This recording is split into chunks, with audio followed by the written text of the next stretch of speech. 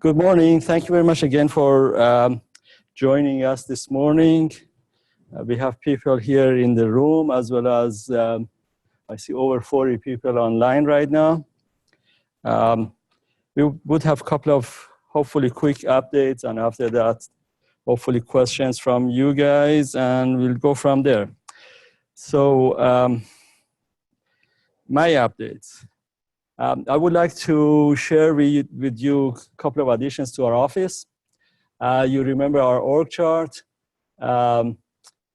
We had 2 vacancies on the proposal side, 2 high-level vacancies, a team lead position and the associate director. May I ask Elisa and Kelly to come up front so we would introduce both of them at the same time.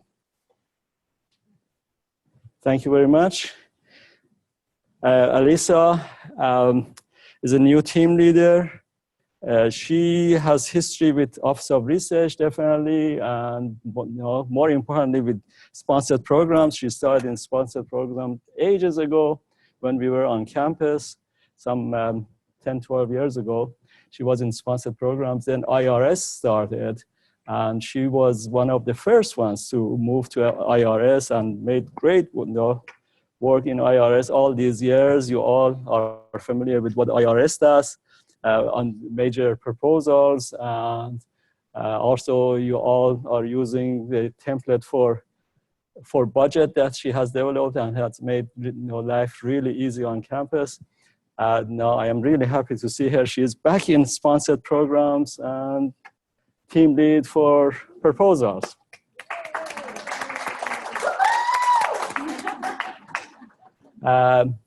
Kelly and Chris, maybe Chris, you want to join too. Kelly and Chris are the 2 team leads for proposals. They now both report to Kelly. And Kelly has a very distinguished background on campus. For more than 10 years, she has been in contracting services, moving up steadily. Last more than 2 years, she has been associate assistant director in that unit. And as of Monday morning, she will be in our office. So welcome, Kelly, too. Any questions you have for any of them? No? Okay, anything you guys want to say?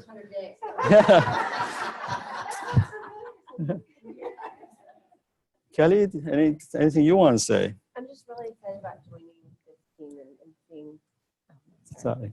I'm just really excited about joining the group and seeing what we can do together to make things efficient where there's efficiencies to be gained, and maybe there's not things to change, but let's just dig in and see what we can accomplish together. Great. Elisa? I just wanted to say I look forward to continue working with everyone, and I hope to hear from everyone soon. And maybe Chris wants to say something. Chris. I'm excited. I have other people to help me. Thank you very much. Thank you all. And again, this is where their assignments are. Elisa is here, head of this team, and you just saw Chris here. And Kelly is the associate director on that side. And you know that we have the award side here. Grace is not in today. She's in a meeting on campus. But anyway, that's where we are.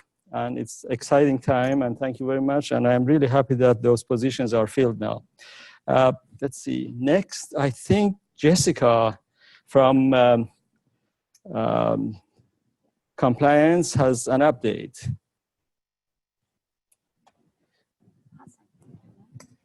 Jessica?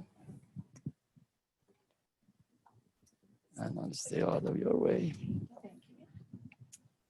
Hi, good morning, everyone in the room and online. So today I'm just going to say a couple quick words about some improvements to our online conflict of interest disclosure system. Our office, I know, has been really appreciative of the support and patience of both the administrative staff and everyone on campus.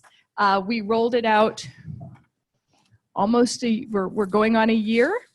And so we'd like to announce today, although it's been available in beta for a while, the broader rollout of an exciting new feature, and that is the ability of administrative staff to initiate forms on behalf of the principal investigators. And that's something that people have been asking for a lot.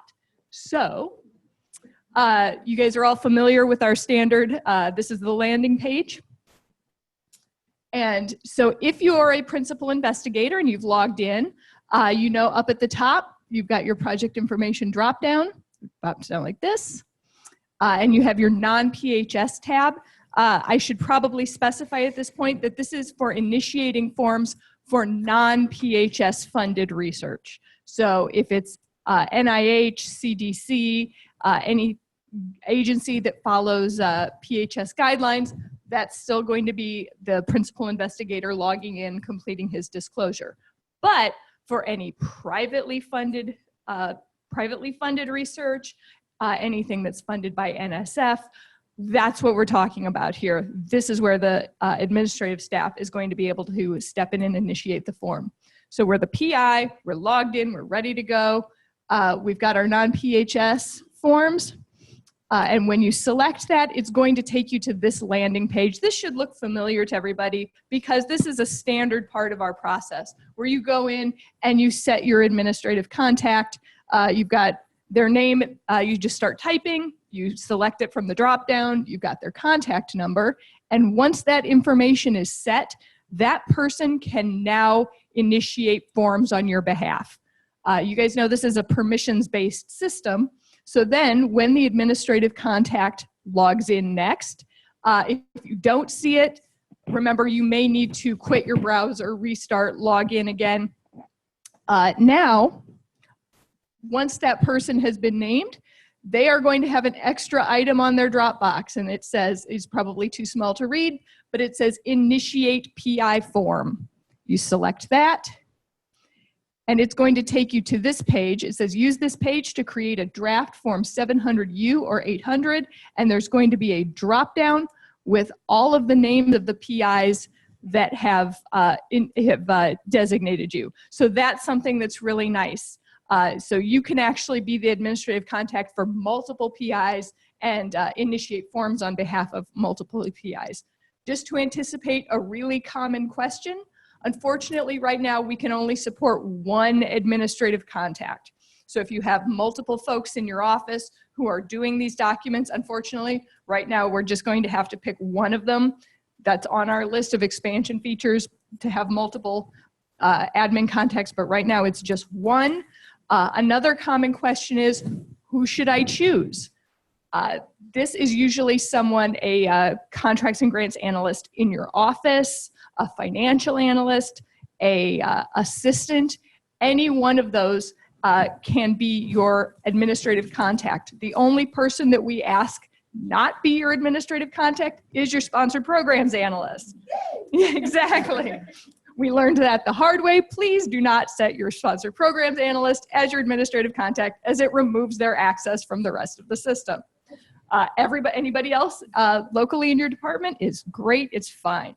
So now you can choose the PI that you would like to initiate forms on behalf of. That's me. And you probably recognize this for anyone who's sat over an investigator's shoulder or assisted them with the form. You get to do funding entity, set the project information. Oh, there we go. And you can initiate, and it will let you initiate 700U or 800. So if it's a privately funded study, you can do the 700U. If it's a privately funded study with a human subjects component, like a clinical trial, you can initiate both. And then once you click, sorry, wrong button. I just blew out the eardrums of half the people online. We have this create draft button. So once you've got all your information in, you click create draft. That sends an email to the investigator to let them know that the form is sitting in their queue. They log in and they see your draft sitting there. They can fill in their personal information and click submit. Hopefully it's a lot more easy and straightforward. So if you have any questions, now we get to the contact slide. Please email orcoi@AD3. Of course, I'm happy to address any questions to help, but emailing this general inbox make sure that your question gets to the RCI analyst who happens to be sitting in front of the computer at the time, as opposed to, when one of us individually. So please email the general inbox. We'll get to your question more quickly. And with that, I'll see if there's any questions in the room. Yes, sir. So on the Office of Research website, there's currently still the forms page, the 800 form. Is that going to be removed? Because I was just recently thought, okay, I'm having problems getting the PI to complete the form online. I'll just do this one. And then I was told by my analyst, you can't use that one. It has to be online. It's like, okay, why is it on the website still? It's on the website because, oh, sure. Yeah, so the question was, we still have the paper Form 800 available on the Office of Research website. And actually, the paper Form 700U can still be obtained from the FPPC, which is, of course, the California state agency that hosts that form. That is because access to our system is dependent on your Kerberos login. So occasionally we do have a case where we have a visiting investigator that doesn't have a Kerberos login. Sometimes emeritus faculty will not necessarily have easy access to their login. So we do have, or if it's someone who is visiting and basically it's all based around Kerberos login. So we do keep those forms available and we will accept paper copies in cases where due to a login issue, people can't access the electronic system. We don't want to lock folks out entirely. So that's why those forms are there and they're not going away. But I think RCI and with the full support and input of sponsored programs, if it is possible to submit electronically, we ask that the investigator does submit electronically. Yes? One more question. So this way of having the administrator do these forms, is there a information sheet that we can get to our PIs to make it a little easier? Because unless I'm standing over the shoulder, they're not even going to set me up as an administrator. Oh, sure. So we do have Question, repeat of the question. Oh, sorry about that. So the question was, do we have like a guidance sheet or instructional sheet to provide to the PIs in terms of setting up the administrative contact? We do. It's going to be available on our website. Hopefully by the end of today. No problem. Okay. One is what is the link to the administration tab? The link to the administration tab. Okay, so to get to set, here, we can go back. So when the investigator, and remember, this is a permissions-based system, so depending on your role in the university, you're going to see something slightly different when you log in. But if you are an investigator, when you log in on this landing page, no, I got to go back somewhere. You will see a tab that says in the drop down at the top, you'll see this non-PHS tab. Clicking on that will then take you to the page the main informational page. This is also the page that has the list of all your projects on it. Yeah, that's the link. It's up at the top. Second question? Yes, so the second question is, they state that currently administrative staff cannot go back and update or revise the initiated form. Will that change? Not that, oh, sorry. Oh man, one of these days. So the question was that currently, once the staff has created the form and hit the button that submits it to the PI, they can't go back and change it. Will this change? The answer is sort of, you can do that right now. And this is probably a good thing to say generally.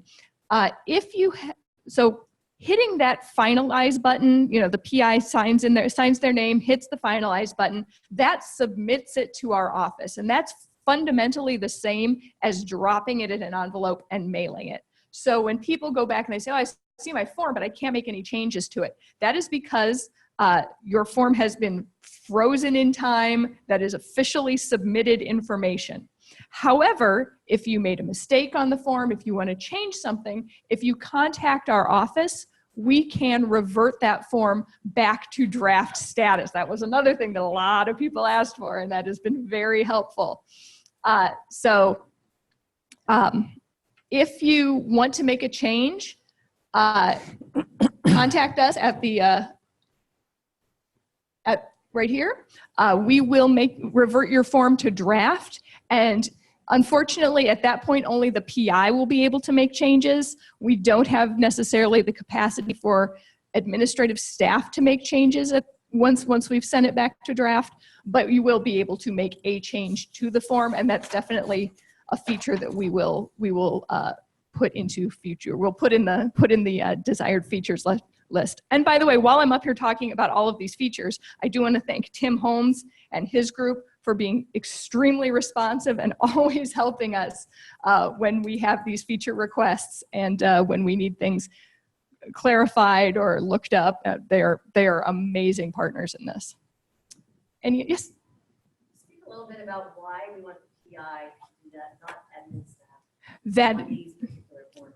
I think that's important.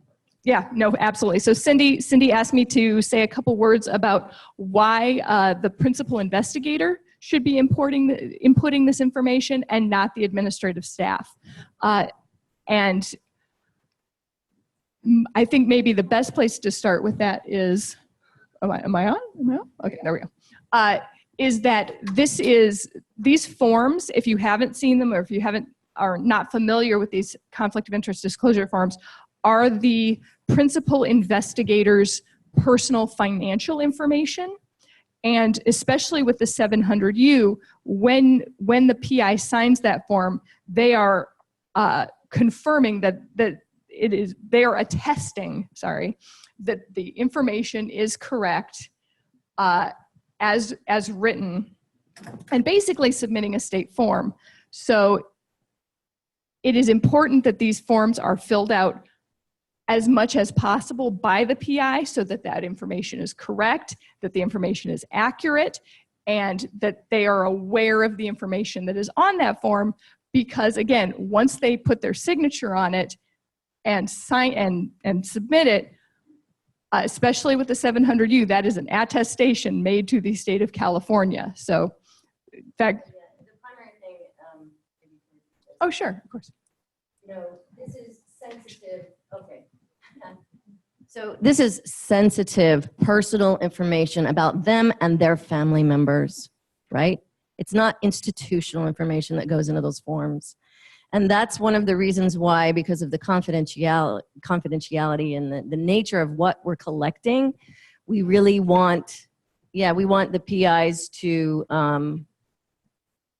have some control over that, right? And who sees it when. So I think that's important. One caveat to that, if it's PHS, that can become public knowledge if in fact there is a significant conflict of interest raised. So I'm just going to put that out. Can I add a little bit more to that? Let's see, Cassie, how do we change this showing? Absolutely, I fully agree with everything you said. A little bit more, the 700, the PI signs it under penalty of perjury. And also, that's a public record too. Oh, that's excellent. Yeah. It's just, when they sign it, it is public record. It is available to public. It's nothing that we can keep confidential. That's actually a great point, that the information on the 700U is subject to public records requests. So that's why it's very important to actually be very conscientious when filling out that form. Any other questions in the room, online? Are we good?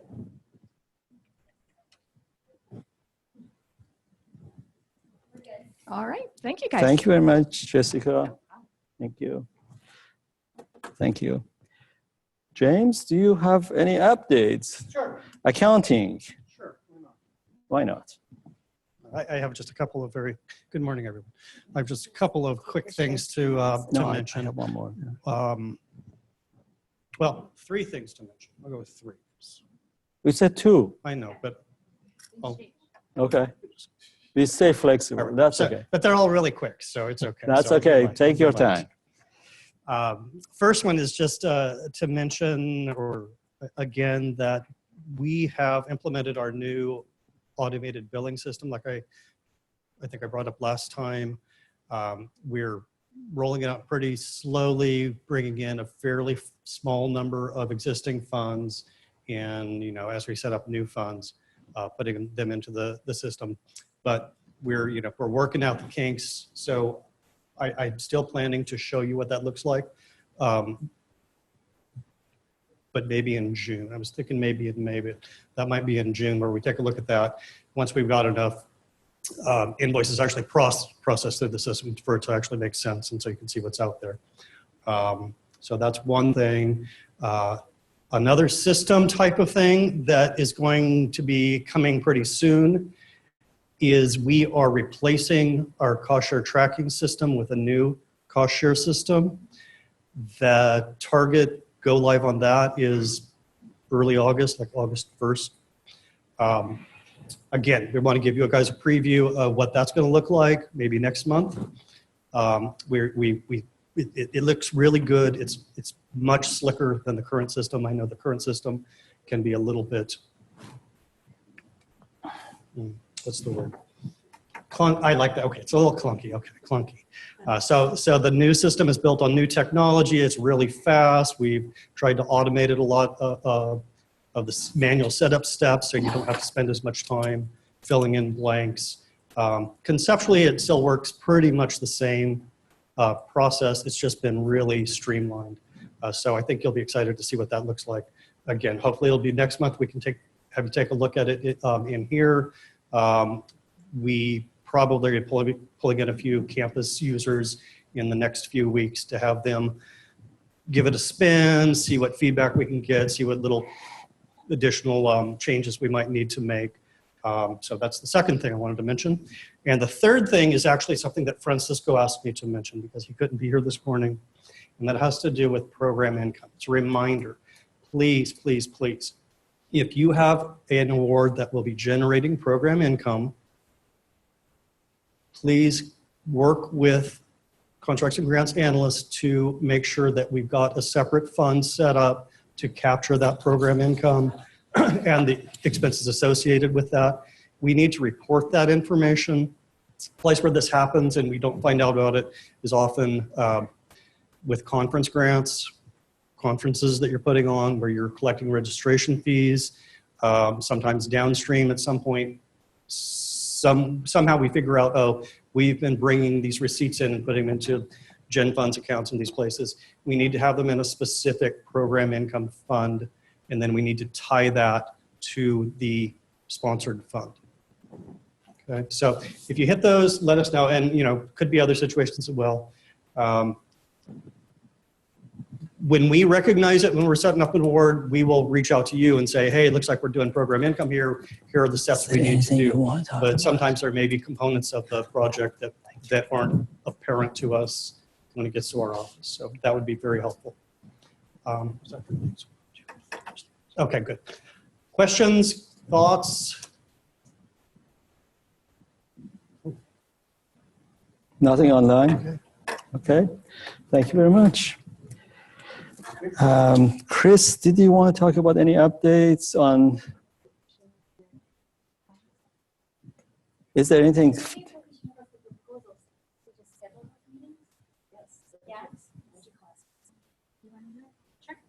Okay. Here, I'll pull it up. You tell him. Okay. Tell me when you're ready. Yep, go ahead. Okay. So we wanted to let you know that we're going to have some classes on budget development using the Office of Research spreadsheets. So we have some current dates, 2 dates in May and 2 in June. And the latter dates in both of those months, we're also going to have Zoom availability. So they're each 2-hour classes. So hopefully we can go through some of the basic features real time and then give everybody time to ask questions, or if they're working on proposals and they want to know about certain features, then it gives you the opportunity to ask those specifically. And we're going to have laptops available and make it a lab type class. So we're hoping everybody can join us. There's a registration page and you can tell us your needs for the class. And we hope to see everybody there. Okay. Thank you. We are moving real fast. That's good. I have a couple of other updates to give you. For those of you who work with the model agreement with State of California, one of the exhibits, Exhibit A3, which has some information on there regarding contacts and so on and so forth, that's updated. So please use the latest version. That's one thing I want to make sure that you know about. The other thing, effective March 1, NSF has updated the research terms and conditions, which I mean, if you go to their website, this is how it looks like. And in there is a very important section in Article 35, which this is what it talks about. It talks about how data has to be safeguarded. So it says basically, I mean, this is the wording from that section. If you click, I mean, go to this section, you would see it. It says that if you, grantees, which is the university that use or operate a federal information system, or, and these are the buzzwords that we have to follow, or create, collect, use, process, store, maintain, basically anything you are doing with data, which involves personally identifiable information. And again, you know why it is that anything which, by looking at data, you can tell who the person is. Just think about common sense type of things. So social security, obviously name, driver's license number, any of those type of things are, and it can be a huge list, are personally identifiable number. So anyway, they are saying that if you are doing any of these things, the entity, university, has to have procedures in place to respond to breach of that information. As a part of that, and we have to report it to NSF. So as a part of that, you have to be careful. If you become aware of anything like this, you have to let us know. So we would be able to report to NSF. I'm going to go to the section, so you would see these words are in there. This is the details, and here is 35, and this is what I just read from. So we know anytime we obviously have awards from any entity, we are doing at least some of those things, and if they are, again, they fall into this category, things have become much more restrictive. We have to report any breach of these areas. I'm sure you know the reason for this, all of the issues in the last couple of years, breach of data, all over the world. That's the reaction to that we have to be careful. Any questions on that? Does NIH have anything similar?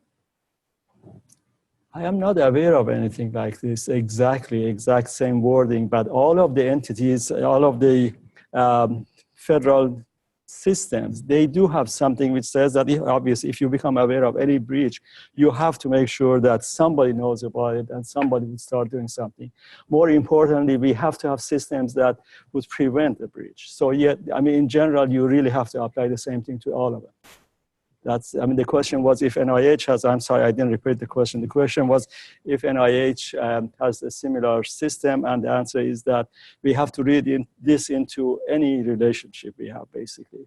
And with the new data protection information or rules that are coming down just 1 month from today in Europe, things are going to get much more complicated.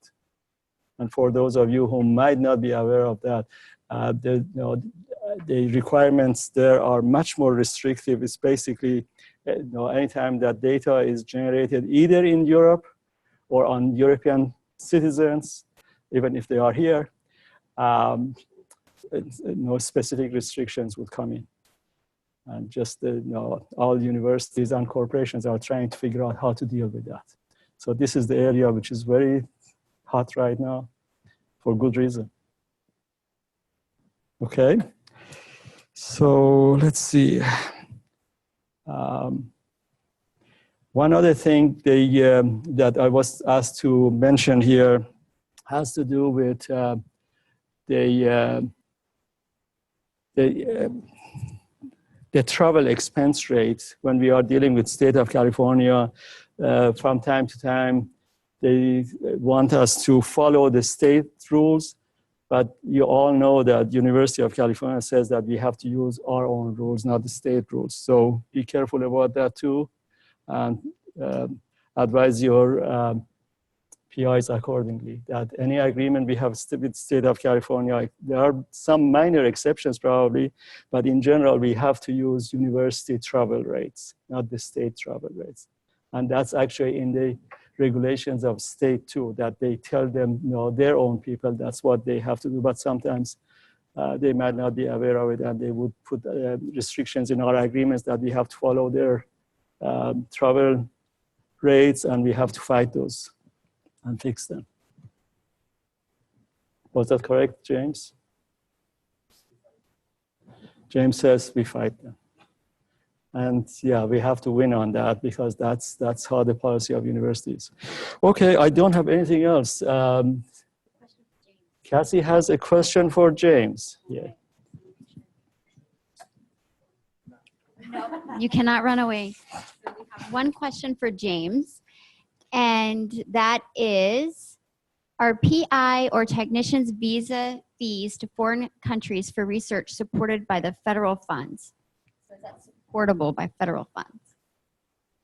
Visa fees for research. They need a visa to travel to a foreign country to do research there. That seems like a direct allowable charge travel cost. They have to do that to get there. Unless there is some little caveat in the agreement. How about long-term versus short-term? I cannot do that off the top of my head, no. I can, This usually comes up in the context of bringing someone. right, Oh, that's what it's So- Get clarity on that. if that's what we're talking about someone from another country that needs a visa to come here, the initial, I think we have this on our website.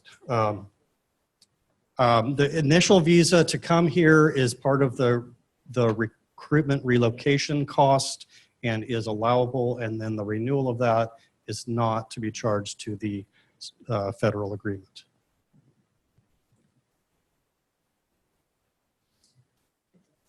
Mm-hmm. I have another question. Talking about Aggie service. Is Aggie service secure enough? The question is Aggie service secure enough? And I would need to understand more what. Probably in the context of the NSF I think data. it was NSF data requirements.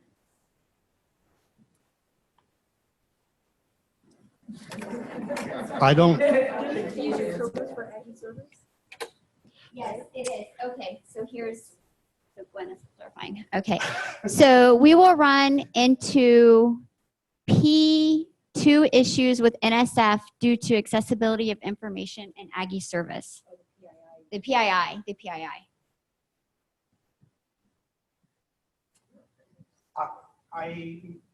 maybe this is something that this question, we could get it in an email and I can research it, because I'm not sure I quite understand what.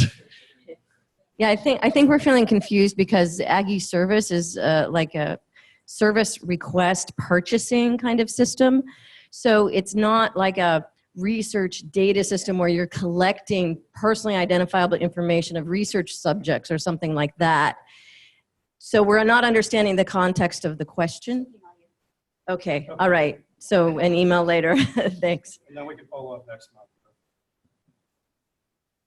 An answer for everybody. Okay. Any more questions? Who is responsible for Aggie service?